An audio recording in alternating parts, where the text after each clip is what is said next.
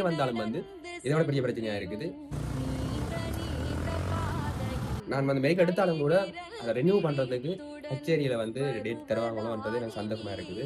ஆன்லைனில் தான் வந்து அங்கே நாங்கள் புக் பண்ணணும். ஆன்லைனில் புக் பண்ணினா தான் உள்ளுக்குள்ள செக்யூரிட்டியாக உள்ளுக்க நான் 23 வந்து கட்டாயம் கன்னியாகுமரி நின்றே ஆகணும். சரி, ஏதோ பிரச்சனை வந்தால் அதுக்கு சொல்யூஷன் ஒன்று இருக்குது. சொல்யூஷனை தேடி போனால் அந்த சொல்யூஷனுக்கு இன்னொரு பிரச்சனையாக இருக்குது. இருந்தாலும் அதை சமாளிப்போம். டிக்கெட்டில் வந்து பிளாங்க் பண்ணி அவங்கள சைன் பண்ணி இன்குவாரி கவுண்டருக்கு போக சொல்லி விட்டாங்க. வணக்கம், welcome back to my channel. நான் தான் மிஸ்டர் சுமித். நான் எங்கே நிற்கிறேன்னு பார்த்தீங்கன்னா கொழும்புல நிற்கிறேன். கொழும்புல என்னுடைய டிரைவிங் லைசன்ஸ் வந்து இன்டர்நேஷனல் டிரைவிங் லைசன்ஸாக மாற்றமாட்டு ஆட்டோமொபைல் அசோசியேஷனுக்கு வந்தேன். ஆனால் என்ன ஒரு பிரச்சனை பார்த்தீங்கன்னா என்னுடைய லைசன்ஸ் வந்து இந்த மாதம், அதாவது 2026 10ஆம் மாதத்தோட என்னுடைய டிரைவிங் லைசன்ஸ் வந்து லைட் வெஹிக்கிள்கான டேட் வந்து முடியுது. அப்படி அந்த இருக்கிற பட்சத்தில் வந்து நாங்கள் அந்த டிரைவிங் லைசன்ஸை இன்டர்நேஷனல் டிரைவிங் லைசன்ஸாக மாற்றலாம். நான் இந்த நாட்டை விட்டு இன்னொரு நாட்டுக்கு வந்து ஒரு பயணம் செய்ய போகிறேன். அதாவது வந்து அந்த டிரைவிங் லைசன்ஸை மாற்றி வச்சிருந்தேன். அங்கே இருக்கக்கூடிய வாகனங்களை அங்கே இருக்கிற சட்டத்திட்டங்களுக்கு ஏற்ற மாதிரி மாற்றிக்கொள்ளலாம்னு நினைக்கிறேன். அப்போ இங்கே வந்து பார்த்தா இது ஒரு பிரச்சனையாக போயிட்டு, அப்போ இந்த டிரைவிங் லைசன்ஸை வந்து ரினியூ பண்ணிட்டு திரும்பவுமே நாங்கள் வந்து அந்த ஆட்டோமொபைல் அசோசியேஷனுக்கு போனோம். அதாவது இன்டர்நேஷனல் டிரைவிங் லைசன்ஸை வந்து மாற்றி தருவினோம். அப்போ இந்த டிரைவிங் லைசன்ஸை மாற்றுறதுக்கு வந்து இப்போ கொழும்புல இருக்கக்கூடிய ஏதோ ஒரு இடம், அந்த இடத்தும் எனக்கு கூட தெரியல. இல்லை கூகுள் மேப்லாம் பார்த்தேன்னா அந்த மேப்பில் போய் டிரைவிங் லைசன்ஸை ரினியூ பண்ண போகிறேன். அதுலேயும் பெரிய சிக்கல் என்னென்னு பார்த்தீங்கன்னா அதில் டேட்டுகள் வந்து இல்லை. இப்போ மெடிக்கல் ஹெல்த்து தான் டேட் வந்து கிடைச்சிருக்கு. அது 7 மணிக்கு, இப்போ வந்து 7:30 ஆச்சுது. அதே நேரம் பார்த்தீங்கன்னா என்னுடைய ஐசி வந்து வீட்டில் இருந்தது. நேற்றிரவு தான் கொடுத்து விட்டவன். இன்றைய காலமாக 8 மணி பிறகு தான் அதை எடுக்கலாம். 8 மணி பிறகு எடுத்துக்கொண்டு போகிறேன். என்ன நடக்க போதோ தெரியல. அதோட பார்த்தீங்கன்னா வரும்போது கூட பெரிய ஒரு பிரச்சனை. ரத்னா பஸ்கார் வந்து இடைக்காக்கி விட்டுட்டாங்க. நீர்குழம்புக்கு முன்னமையெல்லாம் ஆக்கி விட்டாங்க. அதனால் வந்து நாங்கள் அந்த நேரம் அங்கேருந்து கட்டுநாயக்காக வந்து ஒரு பஸ் எடுத்துட்டு வந்து அப்படி ஒரு பிரச்சனையை தாண்டி தான் வந்திருக்கேன். இங்கே வந்தாலும் வந்து இதோட பெரிய பிரச்சனையாக இருக்குது. இந்த நான் வந்து மேக் எடுத்தாலும் கூட அதை ரெனியூ பண்ணுறதுக்கு கச்சேரியில் வந்து டேட் தருவாங்களோன்றது எனக்கு சந்தேகமாக இருக்குது. இங்கே வந்துட்டேன். அதில் வந்து இந்த மெடிக்கல் எடுத்துக்கொண்டு யாழ்ப்பாணம் போய் ஏதாவது ஒன்று செய்யலாம் அப்படின்ற ஒரு ஐடியா இருக்குது. உண்மையிலேயே ஒரு பிரச்சனைக்கு மேலே பிரச்சனை வந்தால் இப்படி தான் பிரச்சனையை தாங்குறேன்னு தெரியாமல் இருக்குது. இருந்தாலும் சமாளிக்க வேண்டிய சூழ்நிலை, ஒன்றும் செய்ய இயலாது. ஏன்னா அந்த டேட் இரண்டாவது பார்த்தீங்கன்னா அந்த டேட்டுகள் வந்து கொஞ்சம் எனக்கு கிட்டக்கிட்டே இருக்குது. நான் 23 வந்து கட்டாயம் கன்னியாகுமரி நின்றே ஆகணும். நாளைக்கு வெள்ளிக்கிழமை, அங்கே சனி ஞாயிறு, இது திங்கட்கிழமை வந்து 19ஆம் தேதி. ஆட்டோமொபைல் அசோசியேஷனில் வந்து அந்த டிரைவிங் லைசன்ஸை மாற்றுறதுக்கு 3 நாள் வேணும். அப்படி ப்ரொசஸஸ் வந்து நிறைய இருக்கிறதால வந்து என்ன செய்கிறது, டிஃபிகல்ட்டான ஒரு சிச்சுவேஷனில் இருக்குது. அதை ஹேண்டில் பண்ணி ஆகணும். சரி, ஏதோ பிரச்சனை வந்தால் அதுக்கு சொல்யூஷன் ஒன்று இருக்குது. சொல்யூஷனை தேடி போனால் அது சொல்யூஷனுக்கு இன்னொரு பிரச்சனையாக இருக்குது. இருந்தாலும் அதை சமாளிப்போம். இப்போ நாங்கள் எங்கே போகிறோம்னு பார்த்தீங்கன்னா இப்போ இந்த ஐசி வந்து பிபிடியில் கொடுத்தபடியாக அவங்க ஆஃபீஸில் இருக்க எடுத்துக்கொண்டு அந்த மெடிக்கல் எடுக்கக்கூடிய இடத்துக்கு தான் போகிறோம். போய் எப்படி மெடிக்கல் எடுக்கிறோம், எப்படி என்னென்ன நடக்க போகிற மாதிரி தான் அந்த காணொலியில் பார்க்க போகிறீங்க. என்னோட சேனல் யாராவது பஸ்ஸாக பார்க்குறீங்கன்னா சப்ஸ்கிரைப் பண்ணி போட்டு அந்த பெல் ஐக்கன் தட்டிட்டு பாருங்க. தொடர்ந்து ஒரு வீடியோ வரும். அதோட இன்னொரு விஷயம் என்ன பார்த்தீங்கன்னா ஆட்டோமொபைல் அசோசியேஷனில் வந்து இன்டர்நேஷனல் டிரைவிங் லைசன்ஸ் தான் எப்படி மாத்திரமன்றதையும் அடுத்த காணொலியில் போடுவேன்னு நான் நினைக்கிறேன். சம்டைம்ஸ் போட முடியாமலும் போகலாம். ஏன்னு பார்த்தீங்கன்னா நான் இதை வந்து செய்து போட்டு இந்தியா வலிக்கிட்டுருவேன். ஏன்னா டேட்டுகள் டைமுகள் காணாது வலிக்கிட்டுருவேன். அதுக்கு பிறகு எதை இன்னொரு ஆள் எடுத்துட்டு எனக்கு இந்தியாவுக்கு சென்ட் பண்ணக்கூடிய மாதிரி ஏதாவது ஒரு சூழ்நிலை இருந்தால் சென்ட் பண்ணலாம். இல்லைன்றால் நான் திரும்பவும் வரக்கூடிய ஒரு நிலைமை இருக்கு. ஏன்னா நான் படித்த கப்பல் கோர்ஸில் வந்து ஒரு இன்னொரு எக்ஸாம் ஒன்று இருக்குது. அந்த எக்ஸாமை நான் வந்து எழுத வேண்டிய ஒரு சூழ்நிலைக்கு கட்டாயம் வரணும்னு நினைக்கிறேன். ஸோ அதனால் என்ன நடக்கோ தெரியல. அடுத்தடுத்த காணொலிகளில் நீங்கள் பார்க்கக்கூடிய மாதிரி இருக்கும். ஒரு பயனுள்ள காணொலியாக இருக்கும். அடுத்தது வந்து என்ன பார்த்தா இந்த டிரைவிங் லைசன்ஸ் வந்து எடுக்க போகிறார்கள், இன்டர்நேஷனல் டிரைவிங் லைசன்ஸ் எடுக்க போகிறார்கள் வந்து இது ஒரு கட்டாயமே. ஒரு வேலைக்கு போயினமோ இல்லாட்டி இதோ ஒரு நாட்டுக்கு போயினமோ அப்படி அண்டு இருக்கக்கூடிய பட்சத்தில் வந்து இந்த டிரைவிங் சரியான உதவியாக இருக்கும். சரி, வாங்க வீடியோக்குள்ள போகலாம். என்னுடைய சேனலில் யாராவது ஃபஸ்ட்டாக பார்க்குறீங்கன்னா சப்ஸ்கிரைப் பண்ணி போட்டு அந்த பெல் ஐக்கனை தட்டிட்டு பாருங்க. தொடர்ந்து போகிற வீடியோ நம்ம வீடியோக்குள்ள போய் பார்க்கலாம். பிபிடி ஆஃபீஸில் என்னுடைய ஐசி எடுத்துக்கொண்டு நான் இப்போ வீரகரை என்ற சொல்லக்கூடிய இடத்துக்கு போய் கொண்டு அங்கே நான் வந்து பார்த்தீங்கன்னா மெடிக்கலும் எடுக்கணும். அதே மாதிரி லைசன்ஸ் வந்து ரினியூ பண்ணணும்.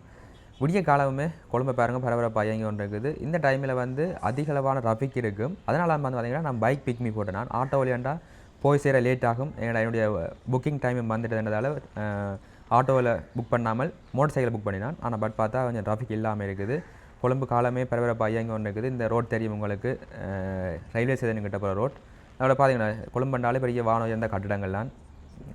ஸோ அதனால் நான் கிட்டே போயிட்டு உங்களுக்கு என்ன கண்டினியூ பண்ணுறேன். அதோட பார்த்தீங்கன்னா இந்த குதிரைப்படை வந்து கொழும்பில் தான் பார்க்கக்கூடிய மாதிரி இருக்கும். இலங்கையில் வேறு இடங்கள் எந்த இடங்களையுமே நான் பார்த்ததே இல்லை. இந்த கொழும்பில் அதுவும் பாருங்கள் டிராஃபிக்கை கிளியர் பண்ணி அது வித்தியாசமாக இருக்குன்னு.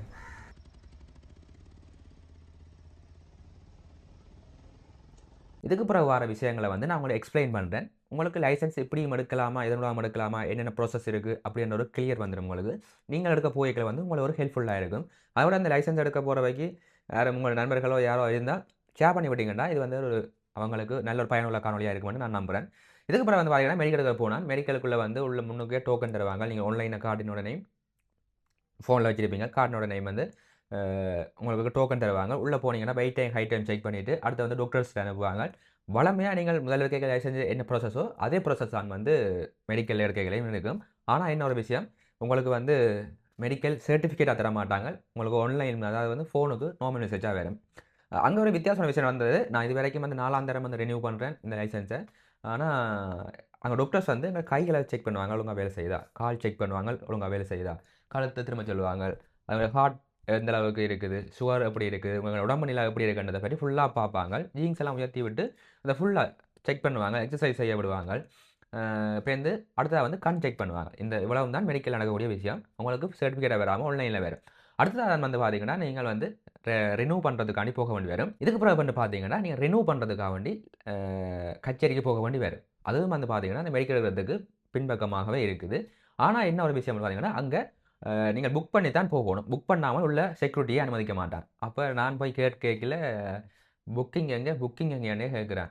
அப்போ நான் புக்கிங் இல்லை, நான் இப்படி அவசரமாக அடுக்கணுமெண்ட இல்லை நீங்கள் வெளியில் போகலாம். நான் வெளியில் யோசிச்சு கொண்டு கேட்கலாம். எனக்கு வந்து இன்னொரு நாட்டுக்கு வந்து பயணம் மேற்கொள்ள போகிறேன். அப்போ அந்த வீசா வந்து எனக்கு கைக்கு கிடைச்சிட்டது. அப்போ நான் செக்யூரிட்டி டாக்காண்டு போய் கேட்டேன், இந்த வீசா இருக்கு என்கிட்ட, நான் என்ன செய்யணும்னு கேட்க டிக்கெட் இருக்கான்னு கேட்டான். அப்போ நான் அதிலேருந்தே ஒரு ட்ராவலுக்கு கால் பண்ணி எனக்கு டிக்கெட்டையும் புக் பண்ண சொல்லிட்டேன். டிக்கெட்டை புக் பண்ணோடையும் 2டையும் காட்டினோடனே செக்யூரிட்டி வந்து உள்ளே போகிறதுக்கு போட்டுட்டான். உள்ளே போய் அங்கே வெளியில் இருக்கிற அந்த ஆஃபீஸர்ஸ்கிட்ட கேட்டால் சொல்லுவேன், போய் ஹையர் ஆஃபீஸோட கதையும் கொண்டு ஒரு மேலதிகாரி.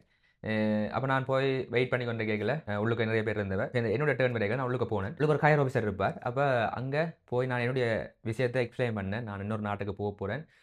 அங்கே வந்து என்னுடைய வாகன அனுமதி பத்திரத்தை வந்து இன்டர்நேஷனல் டிரைவிங் லைசன்ஸாக மாற்றுறதுக்கு வந்து இது இந்த லைசன்ஸில் கால இடைவெளி 10 அதாவது 1 வருஷங்களுக்கு மேலாக இருந்தால் தான் மாற்றி தருவினோம்.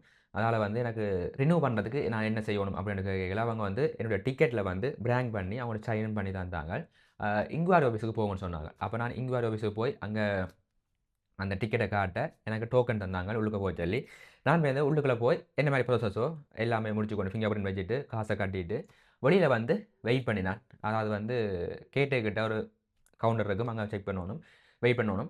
அங்கே வந்து ஒரு 3 மணித்தியாலத்துக்கு பிறகு லைசன்ஸ் தருவேன்னு சொல்லுவேன். ஆனால் எனக்கு வந்து 4 மணித்தியாலம் ஆகிட்டுது. அதுக்குள்ள வந்து டைமிங் வந்து 4 மணியாக போயிட்டுது. அதுக்கு பிறகு நான் இன்டர்நேஷனல் டிரைவிங் லைசன்ஸ் மாற்றுறதுக்கான வாய்ப்புகளே இல்லை. அப்போ அடுத்த நாள் வந்து போயானால் நான் வீட்டை போயிட்டு திரும்ப அடுத்த நாள் வந்து தான் அந்த டிரைவிங் லைசன்ஸை மாற்றுறதுக்கு போனான். எனிவே நீங்கள் இப்போ அந்த டிரைவிங் லைசன்ஸ் எடுத்த பிறகு உங்களுடைய பழைய லைசன்ஸும் இருக்கும், புது லைசன்ஸுமே இருக்கும். ரெண்டுமே வச்சு நீங்கள் ஓடிக்கொள்ளலாம். இரண்டால் டேட் தான் காலப்பகுதியெல்லாம் வந்து வித்தியாசப்படும். 2 லைசன்ஸுமே தந்து விட்டுருவாங்க. இந்த ப்ராசஸ் வந்து இவ்வளவு தான், இப்படி தான் இருக்கும். இதில் ஏதாவது டவுட்ஸ்கள் இருக்குமாக இருந்தால் நீங்கள் எனக்கு கமெண்ட் பண்ணுங்க. நான் கண்டிப்பாக வந்து உங்களுக்கு ரிப்ளை பண்ணுவேன். இல்லாட்டி எனக்கு நான் கூட தெரிஞ்சுக்கொள்ளக்கூடியமாக இருக்கும். இல்லாட்டி இன்னொரு காணொலி வந்து போடக்கூடியதுக்கும் ஹெல்ப்ஃபுல்லாக இருக்கும்னு நான் நினைக்கிறேன். என்னுடைய அனுபவத்திலேருந்து இந்த காணொலி வந்து நான் உங்களுக்கு பதிவு செய்கிறேன். இந்த காணொலியை நான் இதோட முடிச்சுக்கொள்கிறேன். இன்னொரு காணொலி வேறு, அடுத்த காணொலி வந்து இன்டர்நேஷனல் டிரைவிங் லைசன்ஸ் எப்படி மாற்றுறது தான் இருக்க போகுது. இதுவும் வந்து நல்ல ஒரு காணொலியாக இருக்கும். அடுத்த வாரம் வந்து உங்களுக்கு ஃபைனலாக காணொலியாக இருக்கும். வெளிநாடுகளுக்கு வந்து டிரைவிங் வேலைக்காகவோ இல்லாட்டிக்கு சுற்றி பார்க்குறதுக்காகவோ இல்லையாண்டா ஏதோ ஒரு தேவைக்காக போய் அங்கே நிறைய நாள் நிற்கிறவையோ இல்லாட்டி கொஞ்ச நாள் நிற்கிறவைக்கோ இந்த டிரைவிங் லைசன்ஸ் மாற்றின்னு போனீங்களா அங்கே ஒரு வாகனத்தை ரெண்டுக்கு எடுத்து நீங்கள் ஓடிக்கொள்ளக்கூடிய மாதிரி இருக்கும். அதனால் வந்து நீங்கள் நிறைய காசை மிச்சப்படுத்தலாம். இது உண்மையிலேயே பயனுள்ள காணொலியாக இருக்குமென்றதால நான் உங்களை ஷேர் பண்ணிக்கொள்கிறேன். இந்த காணொலியை முடிச்சு கூட இன்னொரு காணொலியை சந்திக்கும் வரை விடைபெறுகிறேன். நன்றி, வணக்கம்.